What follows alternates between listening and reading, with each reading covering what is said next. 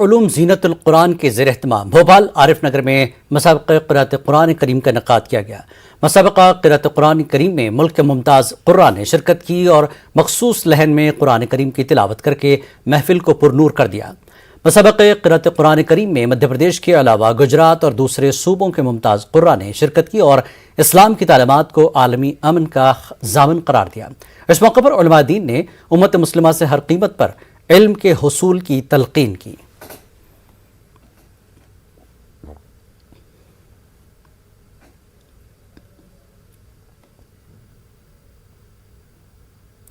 मध्य प्रदेश की सियासत में बीजेपी हार्ड हिंदुत्व तो कांग्रेस के सॉफ्ट हिंदुत्व के नुक्ते नजर से तो सभी वाकिफ थे, मगर आज इस बार के बल्दियाती इंतखाबात में हिंदू लीडरान की बात तो छोड़िए, सियासी पार्टियों के मुस्लिम उम्मीदवार भी हिंदुत्व की राह के जरिए अपनी इंतखाबी मुहिम को पार लगाना चाहते हैं। बीजेपी के मुस्लिम उम्मीदवार के जरिए मंदिर मंदिर के चक्कर लगाए जा रहे हैं, तो कांग्रेस के मुस्लिम उम्मीदवार ने 2 कदम और आगे बढ़ते हुए हनुमान चालीसा का पाठ करवा लिया। इस ताल्लुक से सियासी पार्टियों के मुस्लिम उम्मीदवार क्या कहते हैं, आप भी सुनिए।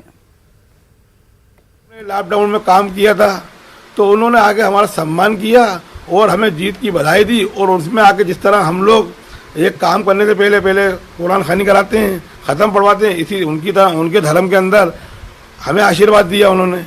और भारत के अंदर सब तरह के देश में लोग रहते हैं और उन्होंने उसी तरह से हमें जो है सम्मान दिया, हमने उनका आदर किया, क्योंकि एक सम्मान करने सब धर्मों के लोग मेरा आ रहे हैं कि मैं इतनी साल से वार्ड में काम कर रहा था और इतने लोगों को मिला के काम कर रहा था।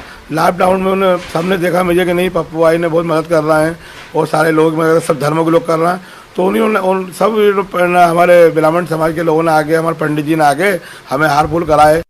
नहीं तो हमें आवश्यकता नहीं है ना, किस लिए हम कराएंगे।